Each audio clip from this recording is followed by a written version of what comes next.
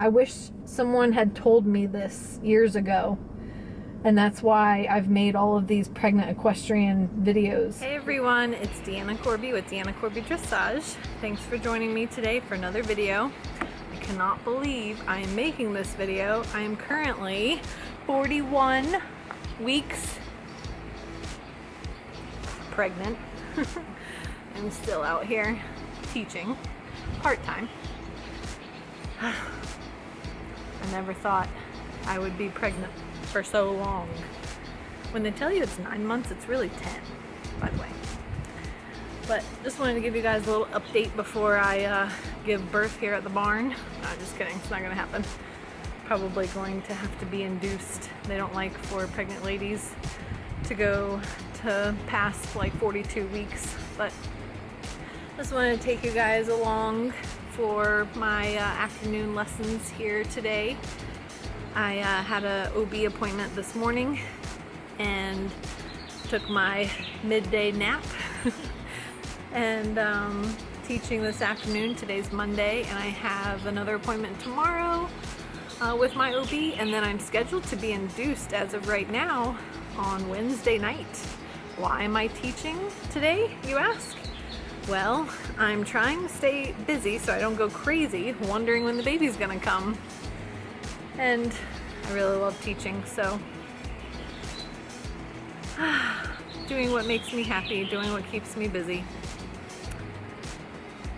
Anyway, I think I'm gonna go spray myself down with some fly spray because I've got bugs all over me. We're having a heat wave here in North Carolina and all the flies are out all of a sudden. So I'm gonna go grab some fly spray for my little visit with my baby horse, and maybe I'll put some on myself. I'm sure that'll be fine. I'm so grateful that I've been pregnant in the winter and spring rather than the summer. It's end of May right now, and in North Carolina that means it's starting to get in like the 90s, and I could not do this the whole pregnancy and be pregnant in the summer the whole time. I would just die. I'd probably just stay home and be miserable. I feel like everything I do is a giant effort. Just walking out to the pasture to fly spray my horse. Oh gosh, he's far away. See if he'll come. Oh my gosh, he's so far away. If I have to go out there, I'll probably give birth on my way. PJ! Come on, buddy! Come on, PJ! Come on, good boy. He's leading the pack. Oh, yeah, lots of flies, guys.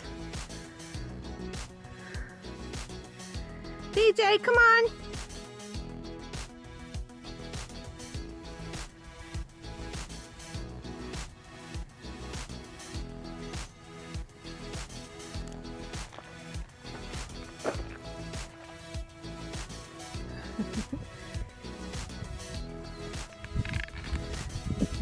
Good boy! Hey, buddy! What a good boy! Oh, the fly's getting to you. I'll help you.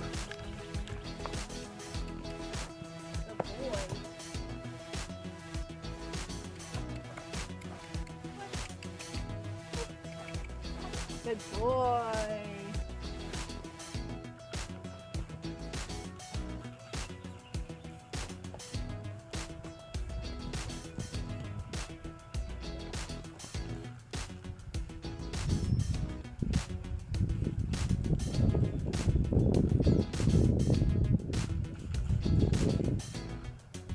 I wonder how much fly spray actually gets on the horse.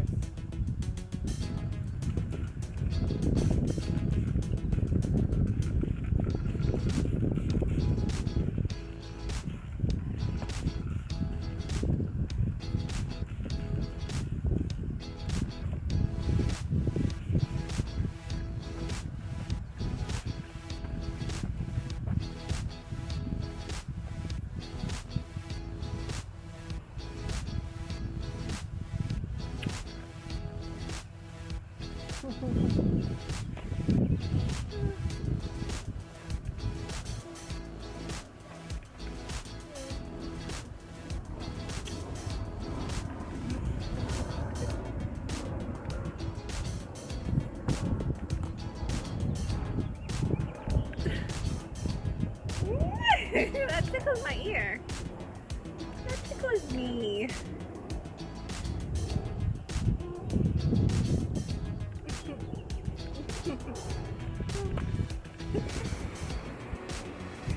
So a good walk is going to give us a good trot. Good trot will give us a good canter. Good basics will give us good advanced stuff.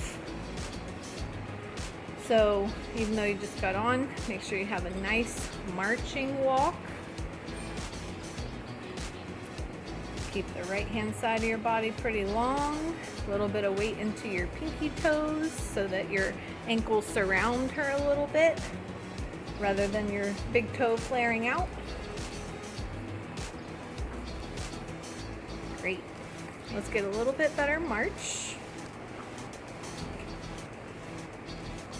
Then let's take the diagonal here, KXM.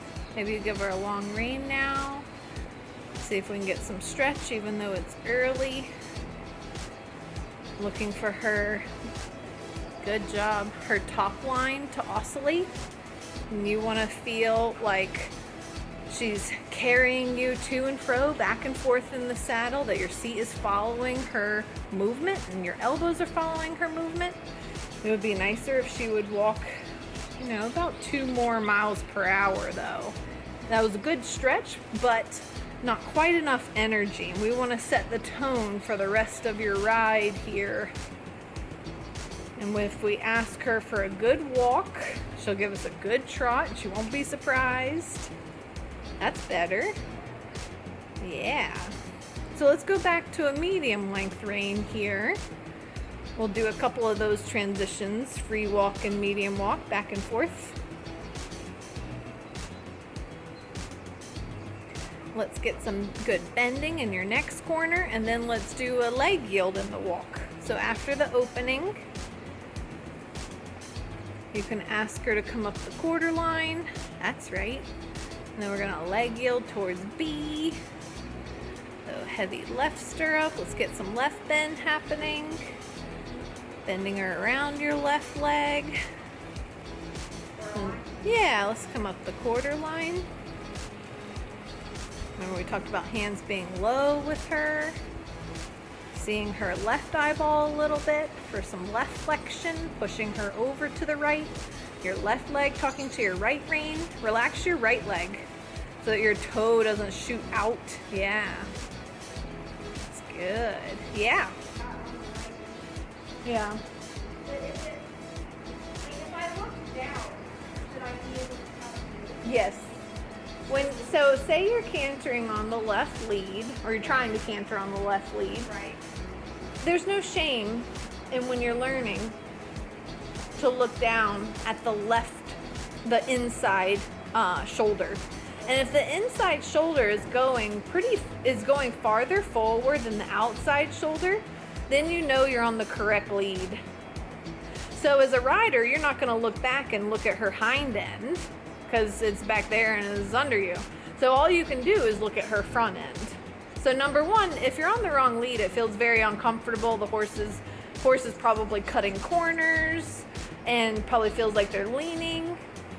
But you can check to make sure you're on the correct lead by looking at her inside shoulder. And using your peripheral vision, if you can determine that her inside shoulder is going farther forward than her outside shoulder, then you know you're on the correct lead, for sure. All right, guys, I've taught my 4 lessons, which I usually on a day like today, I would teach about 10. So I've cut it down to about half of my workload, if not less. Taught my 4 lessons. I'm hot, I'm sweaty, I'm tired, I'm hungry. The baby's hungry. I'm gonna head home now. I hope you guys have liked this Pregnant Equestrian series. This is gonna be my last one. Like I said, today's Monday. I'm being induced on Wednesday, unless by some miracle the baby comes on its own, which it doesn't look like it's going to. I just want to leave you guys with this note. You know, again, if you're a professional equestrian and you have the desire to have a family, but you're worried about what that's going to look like for you, like I did, like I know a lot of people do, because, you know, we're self-employed and we depend on our bodies for our income and our clients, and it's really tough to swallow the idea of losing your clients because you can't ride and can't teach, you know, for a while. Stood in my way for many years, and that's why, you know, I waited so long to have kids, and then probably a part of the reason why I ended up doing IVF, because I did wait so long to try and have a family. So I just want to leave you guys with this note of it is possible. You have to get a little creative. You have to swallow your pride. You have to be willing to give up temporarily what you've worked so hard for, and trust that the universe is abundant, and when you're ready to restart your full-time work, if you want to do that, that there will be clients waiting for you, ready for you, excited for all the gifts that you have to offer them and the world, and you can rebuild your business back to what it was, if that's what you want to do. You have to trust that the universe is abundant, because it is. There are more than enough clients, more than enough students, more than enough horses in training for everyone. There is no such thing as competition. If you believe that the world is abundant and you put out your best work all the time, you will attract what you want your business to be. And it is possible to take a break, to be pregnant and unable to ride, and when you give birth, unable to teach, unable to be at the barn at all.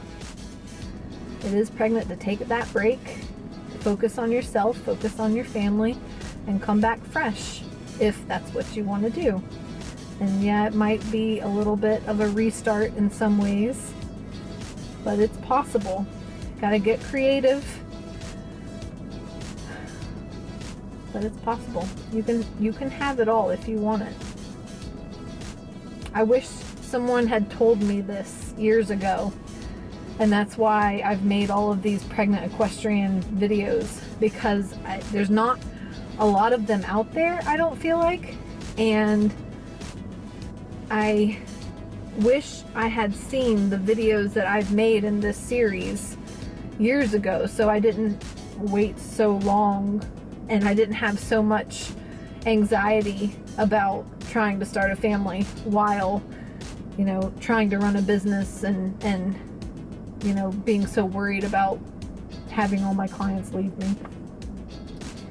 So I hope this helps somebody sometime in the future.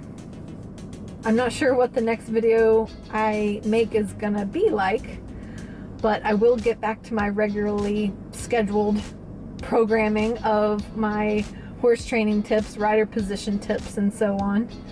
I might try and do some kind of a vlog of the birthing process. I don't know. You guys tell me what you want to see in the comments below. But I'm planning on coming back to the barn at least part-time in about 8 weeks. That's my plan anyway. There are a lot of variables, things that can change, but I'll get back to making those types of videos in about 8 weeks from now, so the end of summer. And I hope you guys have enjoyed this series so far. Thank you so much for watching. Thank you so much for your support. Be sure and subscribe to my channel. Find me on Instagram, Deanna Corby Dressage, and I'll talk to you guys soon. Bye.